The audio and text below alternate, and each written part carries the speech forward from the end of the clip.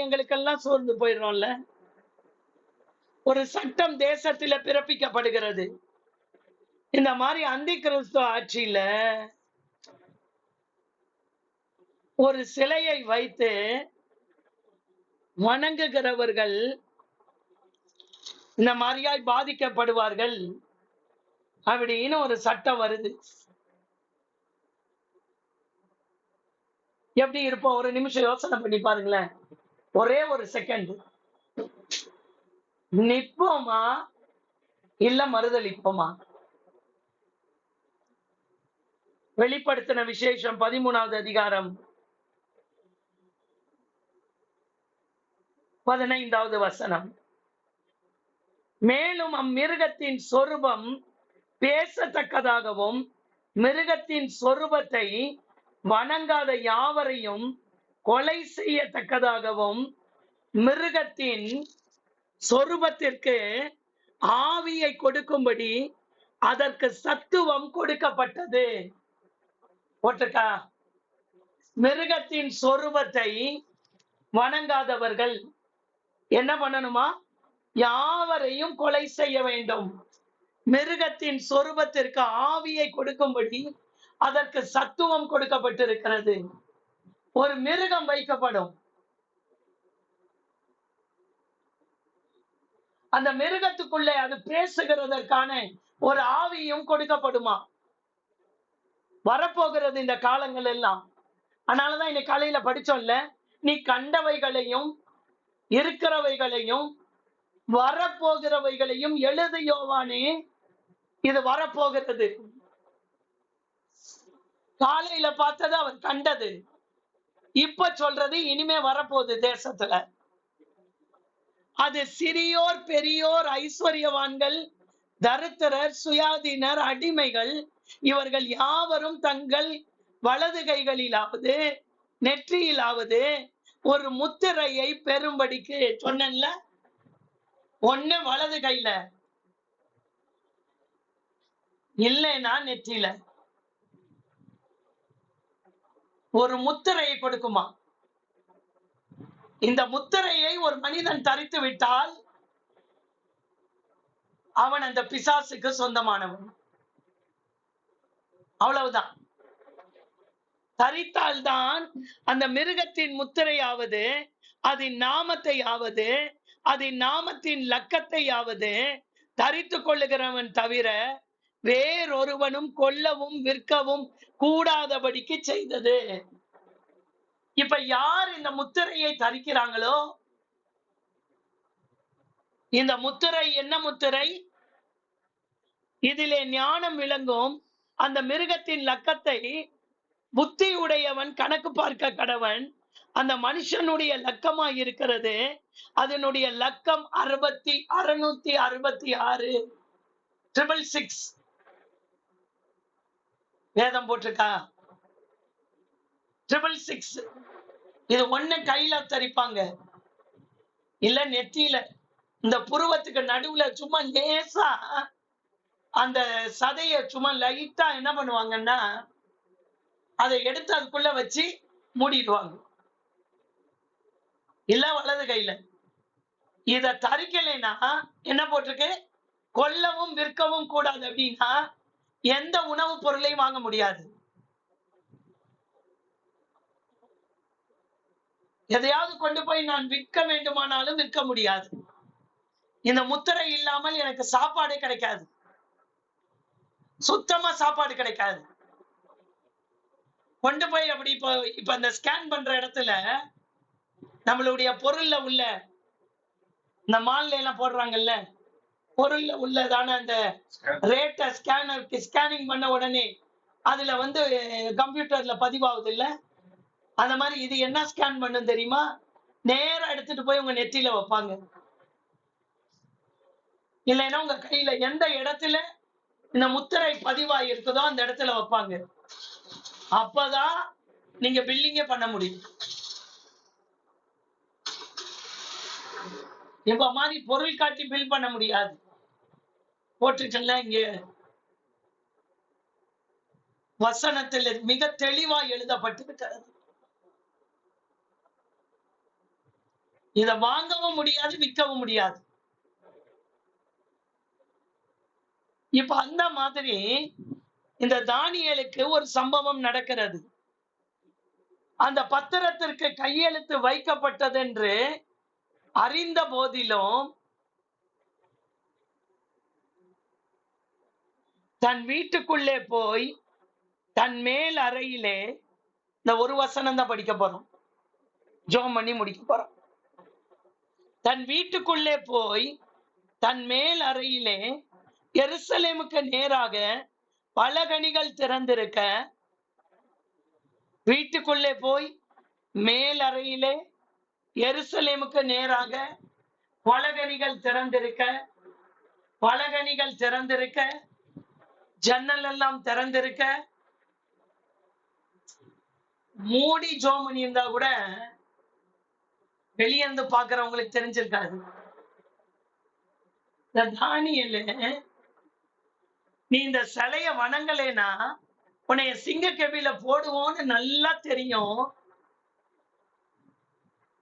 முன் செய்து வந்தபடியேனா என்ன அர்த்தம்? எப்பயுமே அவருடைய ரெகுலர் பிரேயர் அப்படிதான் இருந்தது. அதை எந்த விதத்திலையும் மாற்றவே இல்லையா.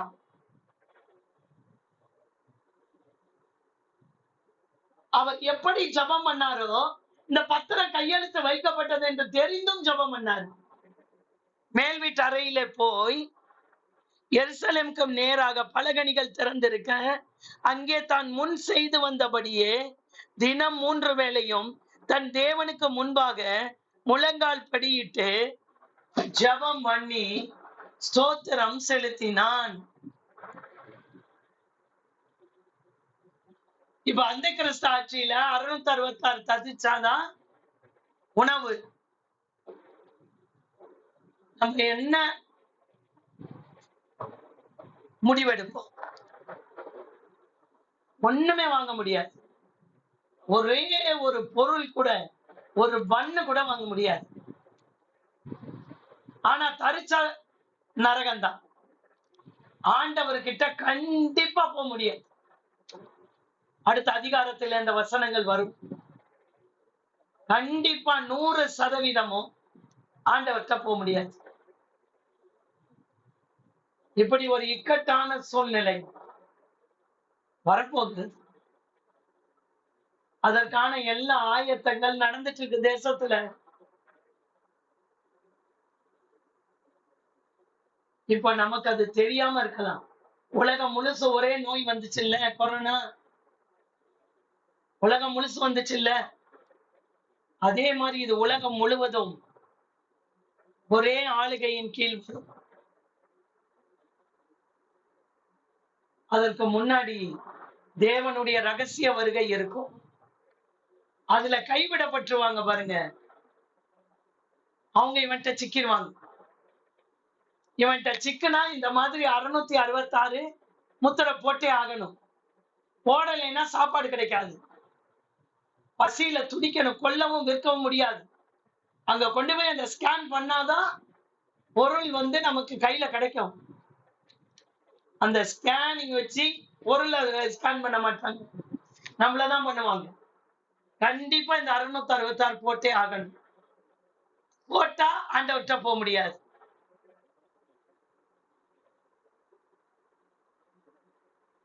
அதே மாதிரி ஒரு சூழ்நிலையில தான் ஆதி நாட்களிலே தானியேல் நின்றார். இன்னைக்கு நம்ம சின்ன சின்ன பிரச்சனைகள்லாம் சோர்ந்து போயிடுறோம்ல. ஒரு சின்ன பிரச்சனை வரும் பொழுது சோர்ந்து போயிடுறோம்ல. எல்லா இஸ்ரவேலர்களும் வணங்கி விட்டார்கள், தானியேல் ஒருவன் மாத்திரம் நிற்கிறான். தான் முன் செய்து வந்தபடியே ஜெபம் பண்ணுகிறான். 3 வேளை ஜெபம் பண்ணுகிறான், காலை மதியம் இரவு. இந்த 3 நேர ஜெபம் தானியேலுடைய வாழ்க்கையில தவறவே இல்லை. ஏன் எருசலேமுக்கு நேரா என்று சொல்லட்டா, எருசலேம்ல இருக்கிற தேவாலயத்தை இந்த பாபிலோன் அரசாங்கம் தீக்கிரையாக்கி போட்டது. ஒண்ணுமே இல்ல, தேவாலயத்தை சுத்தமா டெமாலிஷ் பண்ணிட்டாங்க.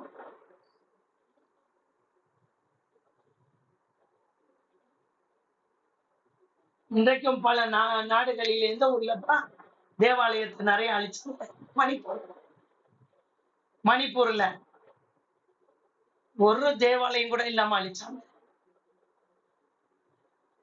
அதே மாதிரி இந்த எருசலேம்ல இருந்த தேவாலயம் சாலமோன் கட்டினதானே தேவாலயத்தை மொத்தமா அழிச்சிட்டாங்க, தீ வச்சு எரிச்சிட்டாங்க. அந்த எருசலேம் எந்த பக்கம்? நார்த் ஈஸ்ட் சவுத் வெஸ்ட் இருக்குல்ல, அப்ப அது ஈஸ்ட் பக்கம் இருக்குதுன்னா அதற்கு நேரா முழங்கால் போட்டு, அது எங்கேயோ எத்தனையோ மைல் தூரம் கடந்து இருக்கு. அங்கிருந்து இவங்க சிறையா பிடிக்கப்பட்டு வந்துட்டாங்க. ஆனா அதற்கு நேரா முழங்கால் போட்டு ஜபம் பண்றாரு. ஏன் தெரியுமா? மறுபடியும் எங்களை அங்க கொண்டு போக, இடித்த தேவாலயம் மீண்டும் எழும்பணும். இடிந்து போனதான எங்களுடைய வாழ்க்கை இங்க வந்து அடிமைகளாக இருக்கிறோம். இவைகளிலிருந்து எங்களை மறுபடியும் நீர் அங்கே கொண்டு போவீர் என்று விசுவாசிக்கிறேன் என்று ஸ்தோத்திரம் பண்ணி ஜெபம் பண்ணார். தான் முன் செய்து வந்தபடியே 3 வேளையும் முழங்கால் படியிட்டு ஜபத்தை விடவே இல்லை.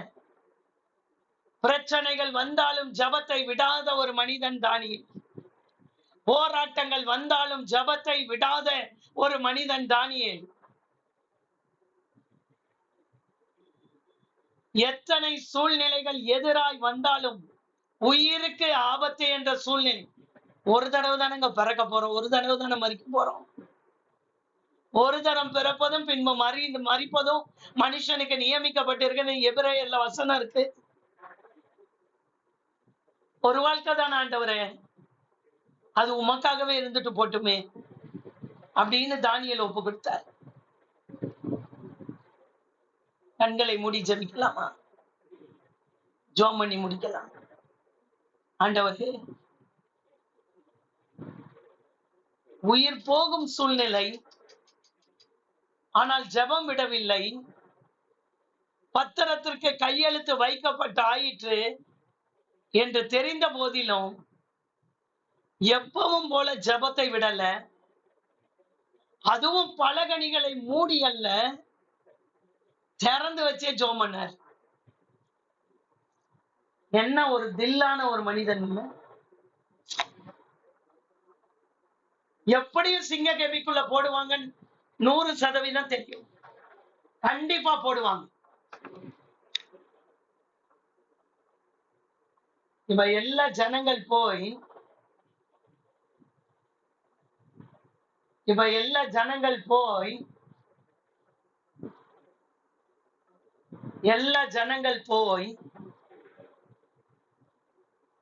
அந்த சிலையை வணங்கி விட்டார். ஒரே ஒரு தானியேல். உலகமே பாவத்துக்கும், உலகமே மோசமான நிலைமைக்கு போகும்போது ஆண்டவரே, ஒரு மனிதன் கர்த்தருக்காக வைராக்கியமாய் நின்றார். பயந்து சில பேர் போய் வணங்கி இருக்கலாம். சில பேருடைய ஸ்டேட்மெண்ட் என்ன தெரியுமா? நாங்க போய் உட்கார்ந்து ஜெபம் பண்ணு. எங்க? மந்திரவாதி முன்னாடி உட்கார்ந்து ஜெபம் பண்ணு. அப்படி இருக்கிறாங்க சில பேர். மந்திரவாதி முன்னாடி உட்கார்ந்து யாருன்னா ஜெபம் பண்ண முடியுமாங்க? சிலைக்கு முன்னாடி உட்கார்ந்து ஜெபம் பண்ண முடியுமா? போவே இல்லை. அவரு கைவிட்டுட்டார் இல்ல ஆண்டவரு.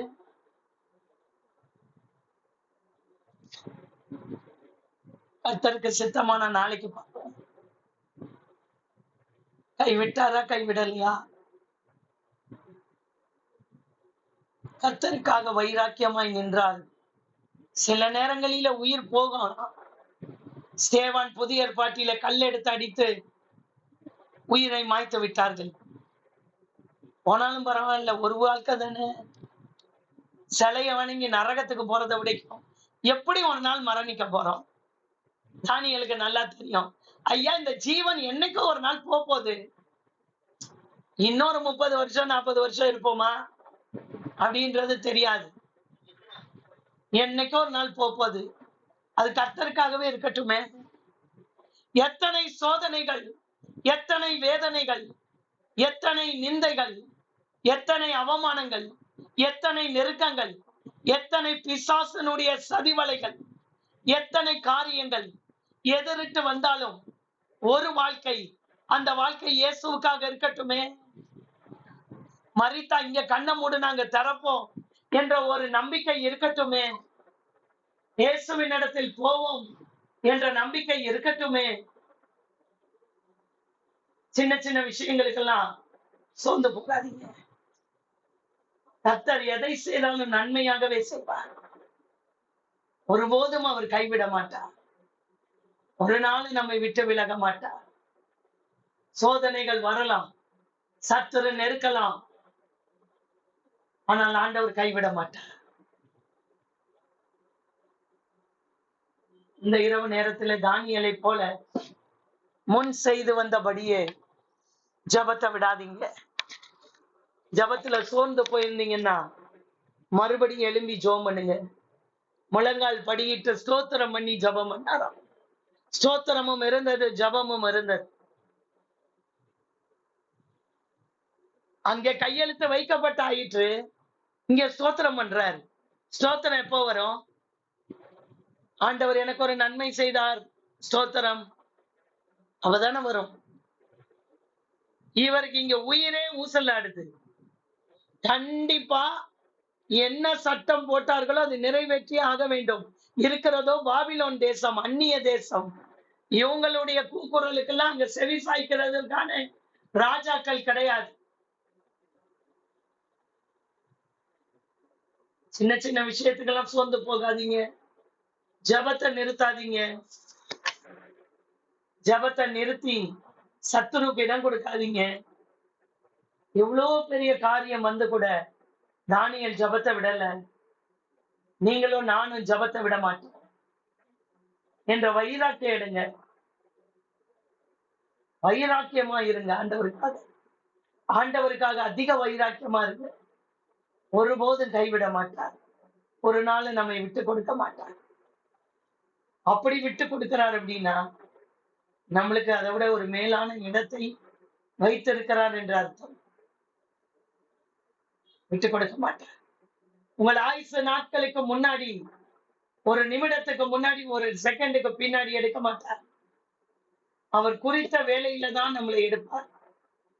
அதற்கு முன்னாடி எத்தனை சோதனைகள் வந்தாலும் அவர் எடுக்கிறதா சரித்திரத்திலே கிடையாது. அன்னைக்கு பியூலா சிஸ்டர், ஜெசி அவங்க எல்லாம் வந்திருந்தாங்க வீட்டுக்கு. நான் லாவணியா வீட்டுக்காரர் பயங்கர சீரியஸா இருக்காருன்னு போன் போட்டு ஓன்னு அழுதா. திடீர்னு அவங்களுக்கு இருந்தாங்க பயங்கரமான பிக்ஸ் வந்துட்டு அவருக்கு. திடீர்னு வாயில இருந்து ரத்தம் வருது சிஸ்டர்னு கதறா. ஏற்கனவே உயிர் போக வேண்டிய சூழ்நிலை. அப்பயே ஜோம் பண்ணி தேவனுடைய இரக்கத்துக்காக அவருக்காக அதிகமா ஜோம் பண்ணி இருக்கும். மறுபடியும் ஜீவனை கொடுத்தாரு. மறுபடியும் பிசாசு எடுத்துட்டு போக பாக்குறான். அவங்க முன்னாடிதான் ஜோம் பண்ணு. இன்னைக்கு காலையில அவர் சொல்றா, சிஸ்டர் கரெக்டா உங்களுக்கு போன் போட்டேன். அதுவும் என்னுடைய பேர பிள்ளைங்க போன் வச்சுக்கிட்டு இருந்தாங்க, கொடுக்கவே மாட்டாங்க. எப்படி கொண்டு வந்து அவன் கொடுத்தான்னே தெரியல. அவன் மட்டும் கொடுக்கலைன்னா ஜெபம் நடந்திருக்காது அவளுக்கு. டக்குன்னு கொண்டு வந்து உங்களுக்கு போன் வருதுன்னு கொடுத்துட்டான். என்னடா இவ கூப்பிடுறா இந்த டைம்ல போட்டா எடுத்தா இவ கதறா, கண்ணீர் விட்டு அழுகிறா, பயங்கரமா அழுகிறா. ஒண்ணுமே சொல்லல. இயேசுவின் ரத்தத்தை எண்ணெய் பாட்டில் எடுத்துக்கோ, இங்க இருந்து ஜெபம் பண்றேன். ஒரு விக்கிரகத்தினுடைய ஸ்பிரிட் தாக்கி இருக்குது. ஜெபம் பண்ணி முடிச்சு அவ சொல்றா இன்னைக்கு காலையில, சிஸ்டர் அந்த ஜெப எண்ணெயை ஊத்துன உடனே தான் அப்படியே சரியாச்சு சிஸ்டர். இல்லாட்டி நான் பயங்கர மோசமான நிலைமையில இருந்தாரு. அப்படியே எல்லாம் வாயில வந்து வர ரத்தம், அவருடைய அந்த பிக்ஸ் எல்லாம் அப்படியே ஸ்டாப் ஆச்சாம் பாருங்க. அவளை நான் சாட்சி சொல்றேன். சீக்கிரத்துல அவருடைய சாட்சி வரும். அப்படியே ஸ்டாப் ஆச்சு சிஸ்டர். எப்படி உங்களுக்கு போட்டேன்னு எனக்கே தெரியல.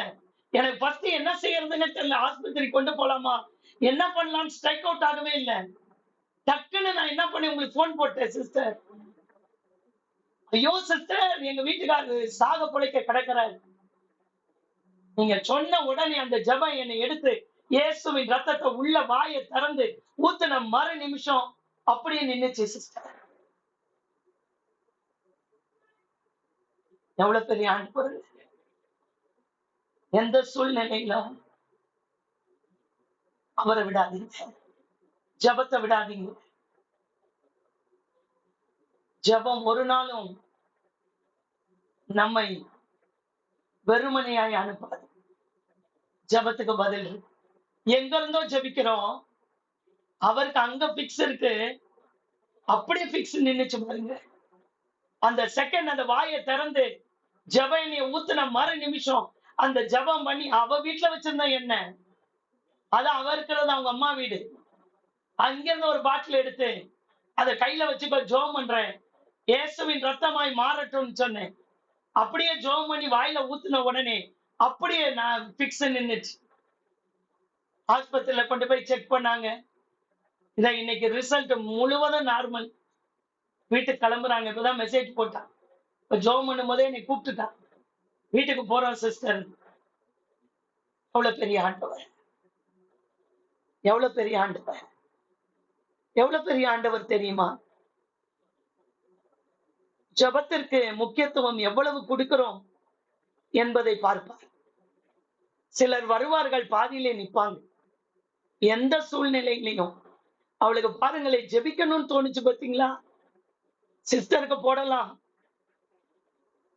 அப்படின்ற எண்ணம் அந்த உயிர் போற ஸ்டேஜ்ல வந்துச்சு பாருங்க. அவளுக்கு அப்படியே இழுத்துட்டு இருக்குது உடம்பு. சொல்லி ஜெபம் பண்ணி நல்லா ஆயிடுவாருன்னு வச்சுட்டேன். இன்னைக்கு ஒண்ணுமே இல்லைன்னு சொல்லி வீட்டுக்கு அனுப்பிச்சிட்டான். எம்ஆர்ஐ ஸ்கேன் நார்மல், எல்லாமே நார்மல், எந்த நோயும் இல்லைன்ட்டாங்களாம். மருந்து கூட தேவையில்லை, நீங்க இதுக்கு மேல இங்க இருக்க வேண்டிய அவசியம் இல்லை, வீட்டுக்கு போங்கன்ட்டு. ஜெபம் ஒருபோது வீணாய் போகாது. ஜெபம் ஒருபோது வீணாய் போகாது. இந்த வேளையில ஜெபிக்கிறதற்கு தானியேலை போல நம்மை அர்ப்பணிப்போம். அவர் சரியான நேரத்துக்கு போன் போடலன்னா, கரெக்டா அந்த பாயிண்ட் அவுட் பண்ணி நான் ஜெபிக்கல அந்த நேரத்துல, சில நேரத்துல எடுக்க மாட்டேன், கொஞ்சம் நேரம் கழிச்சு கூட ஜெபிக்கலாம்னு நினைப்பேன்.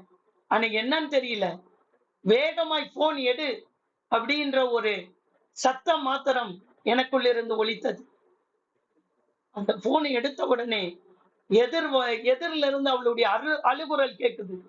பயங்கரமான பதட்டத்தோடு பேசுறா. ஒண்ணுமே பண்ணாத, ஜெப என்னை எடுன்ட்டு வாயை திறந்து ஊத்துனேன். ஊத்துன மறு நிமிஷம் அப்படியே நின்னுச்சு சிஸ்டர். அவ்வளவு பெரிய ஆண்டவர். ஜெபத்தை மட்டும் விடாதீங்க. எந்த சூழ்நிலை பாருங்களேன், உயிர் போற சூழ்நிலையிலையும் காப்பாத்தி நடந்து வீட்டுக்கு போயிட்டு இருக்காரு. எத்தனைதான் இடர்கள் வந்தாலும் விசுவாசத்திலே நிலைத்திருப்பேன் என்ற உறுதியோடு நிலைத்திருங்க. கர்த்தர் அற்புதம் செய்வார். ஜெபத்தை விடாதீங்க.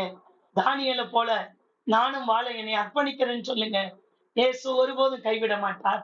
இயேசுவின் மூலமாய் ஜெபிக்கிறேன். ஜீவனுள்ள பரமபிதாவே,